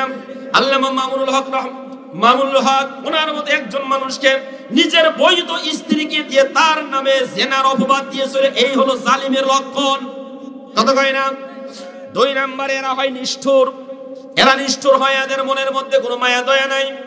খুব খেয়াল করেন, এই যে বাংলাদেশে যারা ফ্যাসিস্ট ছিল 1975 সনে যারা যেই ফ্যাসিস্ট যেই জালিমদের 14 গোষ্ঠী শেষ করে দিয়েছে, যেই কয়েকজন ব্যক্তি, এই যে বলা হয় জাতির পিতা শেখ মুজিবুর রহমানকে বলা হয়, একে যারা হত্যা করেছে এদের মধ্য থেকে একজন ব্যক্তির নাম ছিল বজলুল হুদা, মেজর বজলুল হুদা। এই বজলুল হুদাকে যখন গ্রেফতার করলো, ফাঁসির কাস্টে নিয়ে যাবে, ফাঁসির রায় হয়ে গেছে, অর্ডার হয়ে গেছে। এই ফাঁসির অর্ডার হওয়া ব্যক্তিকে এই স্বয়ং বাংলাদেশের যে জালিম সরকার ছিল, এই জালিম সরকার তখন জেলখানার মধ্যে গিয়ে এই মেজর বজলুল হুদার হাত পা বেঁধে বুকের উপরে পাড়া দিয়ে ছড়ি দিয়ে তার গলাটা কেটে দিয়েছে, জবাই করেছে নিজ হাতে। এই বজলুল হুদাকে নিজ হাতে জবাই করেছেন। কেমন নিষ্ঠুর হলে এই কাজটা করতে পারে? একজন ব্যক্তির ফাঁসির অর্ডার হয়ে গেছে, তারপরেও তাকে জবাই করবে, তার রাগ ক্ষোভ মিটাবে। এই হলো নিষ্ঠুরের পরিচয়। কথা বলেন ঠিক না ঠিক? প্রিয় বন্ধুগণ আমার, এই এমন নিষ্ঠুরতার পরিচয় দেওয়ার পরে এই বেচারার গলাটা সেলাই করে রাতের আধারে পাঠিয়ে দিয়েছে। খবরদার, মাটি দেওয়ার সময় যেন কোনো ব্যক্তি দেখতে না পারে। এমন নিষ্ঠুরের নিষ্ঠুর হত্যা করেছে, তারপরে মাটি দেওয়ার সময় অন্য ব্যক্তিকে দেখতে দেবে না। কিন্তু এলাকার মানুষ তা করতে দেয় নাই, বরং দেখেই ছেড়েছে এবং ছবিও তুলেছে। ওরা সবাই সাক্ষী দিয়েছে এই স্বৈর শাসক জালিম নিজ হাতে তাকে জবাই করেছে। এটা হলো নিষ্ঠুরের পরিচয়। কথা ঠিক না ঠিক? 3 নম্বরে এরা হয় মূর্তি পূজারী। আমার প্রিয় ভাইরা খেয়াল করেন, যেই রাষ্ট্রের মানুষগুলো এক প্লেট ভাত খাইতে পায় না, সেই রাষ্ট্রে 300 কোটি ব্যয় করে বাপের মূর্তি বানায়। কথা কয় না? আছে না নাই?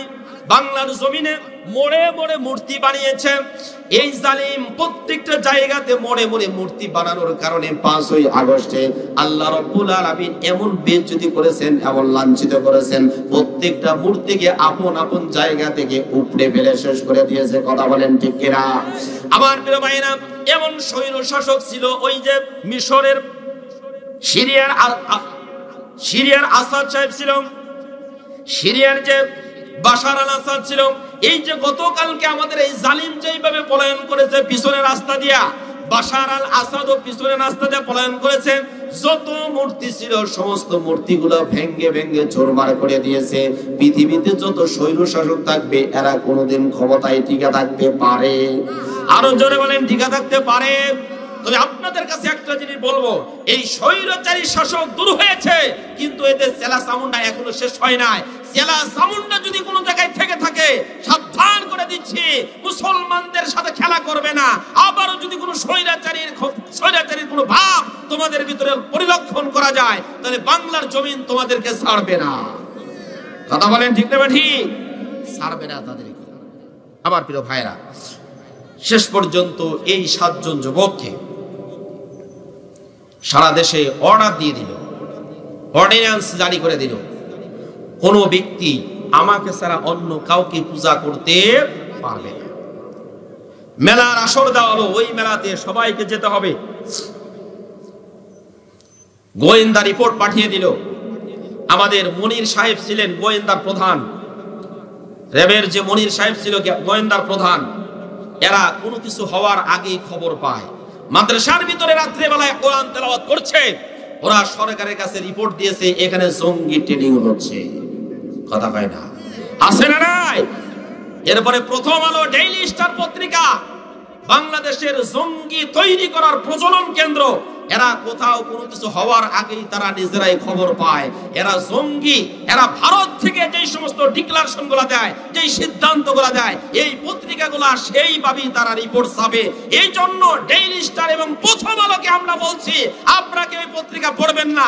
আল্লামা দিলওয়ার হোসেন সাঈদী যাই দিনের ব্যাপারে বলেছিলেন, এই পত্রিকাতে ঢিলা কুলুপ নেওয়া পর্যন্ত জায়েজ নাই। আজকেও ডেইলি স্টার বাংলার প্রথম আলো, এই পত্রিকাকে কিনবেন না, ঢিলা কুলুপ নেওয়াও জায়েজ নাই। কথাগণ ঠিক না ঠিক? কারণ এরা হচ্ছে মুসলিম বিদ্বেষী পত্রিকা, এরা মুসলমানদের বিরুদ্ধে সব সময় সোচ্চার।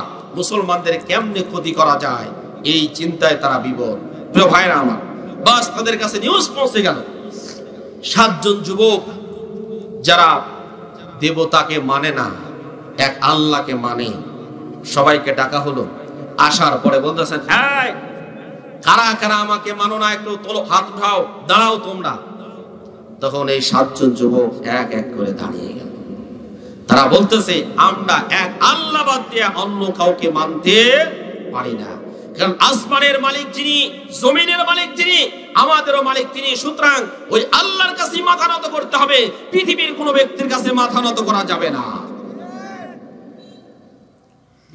এই কথা বলার পরে আল্লাহ রাব্বুল আলামিন কোরআনুল কারীমের মধ্যে জানিয়ে দিলেন, ওয়ারাবাতনা আলা কুলুবিহিম ইয ক্বামু ফাকালু রাব্বুনা রাব্বুস সামাওয়াতি ওয়াল আরদি লান নাদ'উ মিন দুনি ইলাহান লাকাদ কুল্লা ইদান শাতাতা।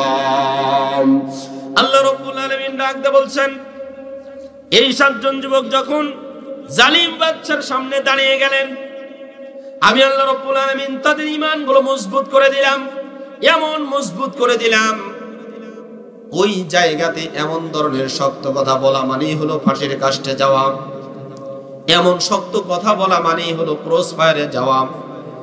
বন্দুকের নলের সামনে দাঁড়িয়ে, জালিম বাদশার সামনে দাঁড়িয়ে সত্য কথা বলা সবচেয়ে বড় জিহাদ। আফজলুল জিহাদি মান ক্বালা কালিমাতু হাক্কিন ইনদা সুলতানিন জাইর। জালিম বাদশার সামনে দাঁড়িয়ে সত্য কথা বলা সবচেয়ে বড় জিহাদ। এই 7 জন যুবক জালিম বাদশার সামনে দাঁড়িয়ে যখন এই কথা বলতেছে, জালিম বাদশা বলে দিল, তোমাদেরকে আমরা কয়েকদিন সময় দিলাম, বোঝো, যদি তোমরা ফিরে না আসো তাহলে তোমাদেরকে আমরা ছুরিতে চড়াবো, তোমাদেরকে আমরা ফাঁসিতে চড়াবো, তোমাদেরকে আমরা হত্যা করব। ভাইরা আমার, জালিমরা মুমিনদেরকে যতই ভয় দেখাক না কেন ঈমান থেকে বিচ্যুত করতে পারবে। আরো জোরে বলেন, পারবে। এই যে বাংলাদেশে জামাত ইসলামী সহ অনেক দলের আলেমদেরকে জেলখানার মধ্যে আবদ্ধ করে রেখেছে, এমনকি জামাত ইসলামীর 10 জন নেতাকে তারা জেলখানার মধ্যে হত্যা করে রেখেছে। এই সমস্ত লোকদের কোনো অপরাধ ছিল না, স্বাধীনতা যুদ্ধের অপরাধী ছিল না, রাজাকারও তারা ছিল না। আমার প্রিয় ভাইরা, এটা হলো ভারতের আমদানিকৃত একটা শব্দ। এই শব্দ দিয়ে তারা আজ এই পর্যন্ত রাজনীতি করেছে। আল্লাহ রাব্বুল আলামিন এই রাজাকার শব্দটাকে এমন দামি বানিয়ে দিয়েছেন, সবার মুখে মুখে কোন রাজাকার। কথাগান ঠিক না ঠিক? ঢাকা বিশ্ববিদ্যালয়ের ছাত্ররা বলা বলি শুরু করে দিলে, আমি কে তুমি কে, জোরে বলেন, আমি কে তুমি কে। ওয়ামাকারু ওয়ামাকারাল্লাহু ওয়াল্লাহু খায়রুল মাকিরিন। ওরা চক্রান্ত করে, আল্লাহ রাব্বুল আলামিন চক্রান্তের জবাব দেওয়ার জন্য প্রস্তুত আছেন না নাই? ওরা যেই শব্দ দিয়ে ব্যবসা করতেছিল ওই শব্দ দ্বারা ব্যবসা হয় না, বরং ওই শব্দরা এখন ব্র্যান্ডে পরিণত হয়েছে, মানুষের কাছে সম্মানজনক শব্দে পরিণত হয়েছে। প্রিয় বাবাজিরা খুব ভালো মতো খেয়াল করেন, এই মানে যুবকগুলো আস্তে আস্তে করে তারা চিন্তা করলো না, এই জালিম বাদশার দেশে আমাদের থাকা যাবে না, তবে আমরা যদি এখানে থাকি তাহলে মূর্তি পূজা মেনে থাকতে হবে। বলে না, মূর্তির কাছে আমরা মাথা নত করতে পারি না, একমাত্র মাথা নত করতে হবে কার কাছে? আরো জোরে বলেন, আল্লাহর কাছে মাথা নত করতে হবে, অন্য কারো কাছে মাথা নত করা যাবে না। এক এক করে এক একটা যুবক গাছের তলে গিয়ে আশ্রয় গ্রহণ করলো, বসলো। তারা এইরকম মাথা নিচের দিকে দিয়ে চিন্তা করছে কি করা যায়। একজন যুবক গিয়ে বসেছে, তার সাথে সাথে আরেকজন আরেকজন আরেকজন, এইরকম করতে করতে 7 জন যুবক সেখানে গিয়ে বসেছে। একজন আরেকজনকে বলতে পারে না, ভাই তুমি কি কারণে বসেছো? 5ই আগস্টের আগ পর্যন্ত কেউ বলতে পারতো না যে আমি অমুক দল করি। নৌকা ছাড়া যদি অন্য কোন দলের নাম বলতো সাথে সাথে মামলা দিত। কথাটা ঠিক না ঠিক? কেউ যদি বলতো আমি শিবির করি, কেউ যদি বলতো আমি জামাত করি, কেউ যদি বলতো আমি খেলাফত করি, কেউ যদি বলতো আমি সর্বনাই ওটা বাদ, কেউ যদি এই 3টা কথা বলতো তাহলে তার নামে মামলা দিত কি দিত না?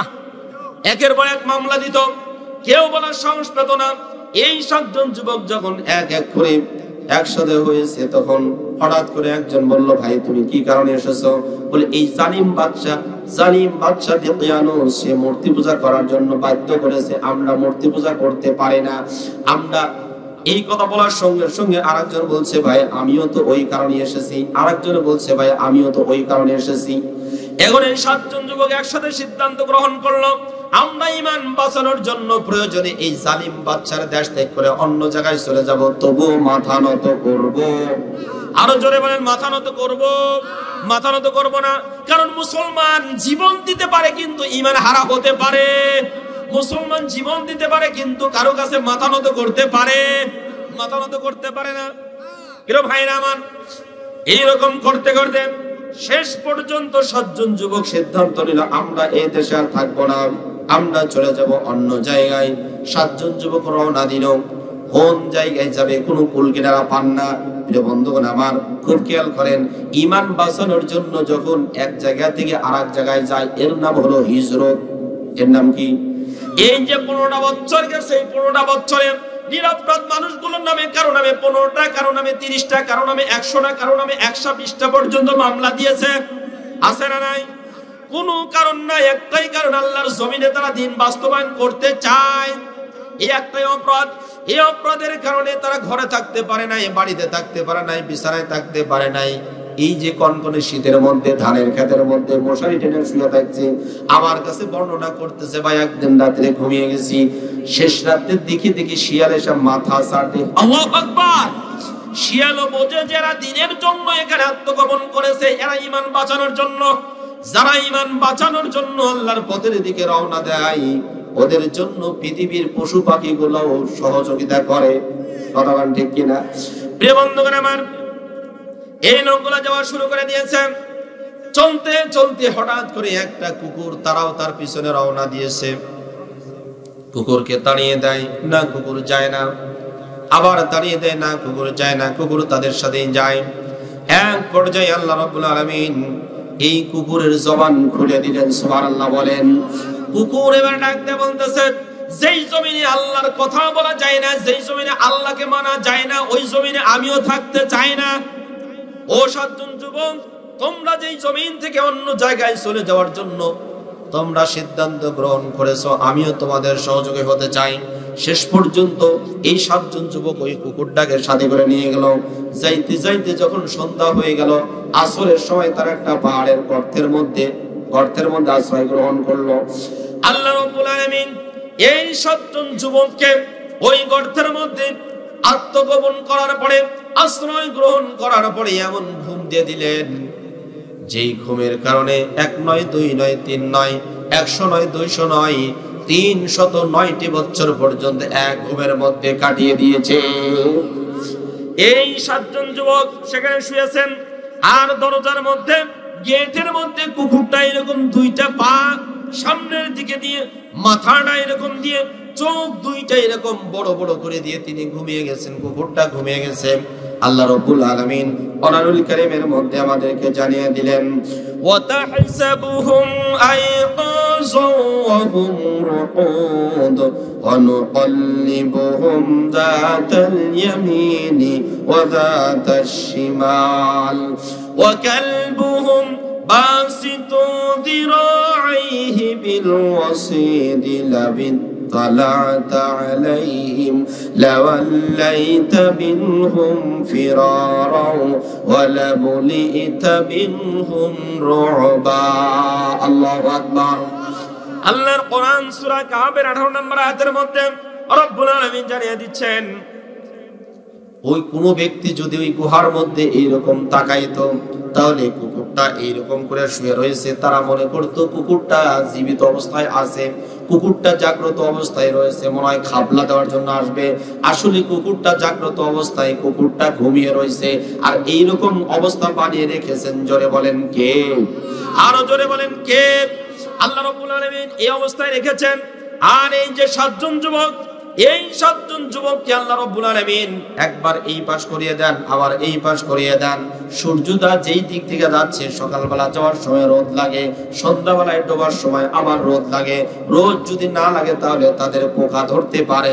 এই জন্য বিছানাতে যারা সব সময় শুয়ে থাকে, যদি পার্শ্ব পরিবর্তন না করে তাহলে তাদের এক পার্শ্ব পয়সা যাওয়ার সম্ভাবনা আছে না নাই? আমার প্রিয় ভাইরা, বাস এইরকম করে চলতে থাকলো। তারা ঘুমাইতেছে, ঘুমাইতে ঘুমাইতে যখন 309 বছর পার হয়ে গেছে, ইতিমধ্যে অনেক জালিমের পতন হয়েছে। যেই সময় এরা জাগ্রত হয়েছে, ওই সময় একজন বাদশা এসেছিলেন। ওই বাদশা হলেন মুসলিম বাদশা। চিল্লাবেন আল্লাহু আকবার। ওই বাদশা মুসলমান বাদশা। মাঝখানে চলে গেছে কত বছর? 309 বছর। আমাদের যেমন চলে গেছে 15.5 বছর। এই 15.5 বছরে আমরা কোনো কথা বলতে পারি নাই, অধিকার পাই নাই। 15.5 বছর চলে যাওয়ার পরে আল্লাহ রাব্বুল আলামিন বাংলাদেশে একজন অন্তর্বর্তীকালীন সরকার দিয়েছে। আগামী দিনে আমরা আল্লাহর কাছে তৌফিক কামনা করে দোয়া করি, এমন একজন শাসককে তুমি দিবে যেই শাসক হবে ওমরের মতো শাসক। কথা বলেন ঠিক না ঠিক? ওমরের মতো শাসক যদি আমরা পাই, আমাদের কোনো টেনশন থাকবে? আরো জোরে বলেন, টেনশন থাকবে, চিন্তা থাকবে? আমার প্রিয় ভাইরা, এই যে 7 জন যুবক ছিল, এই 7 জন যুবক তারা ঘুম থেকে উঠে কি করলেন, খাওয়া দাওয়া করলেন না কি করলেন, এটা জানা দরকার আছে। জোরে বলেন আছে? এটা না শুনে বাড়ি যাবেন, কেউ একটা হাত তোলেন তো। এটা না শুনে বাড়ি যাবে কয়জন? না শুনে যাবেন? না শুনে যাবেন? হ্যাঁ শুনে যাবেন। কে কে একটু দু হাত তোলেন। শুনে এটা জোরে হাত টান টান করে তোলেন, একটু নাড়া দেন তো। লিল্লাহি তাকবীর, নারায়ে তাকবীর। দেন তো হাত তোলে নাই কে কে? একটু হাত তোলে নাই কে কে? একটু দেন তো, দেন তো।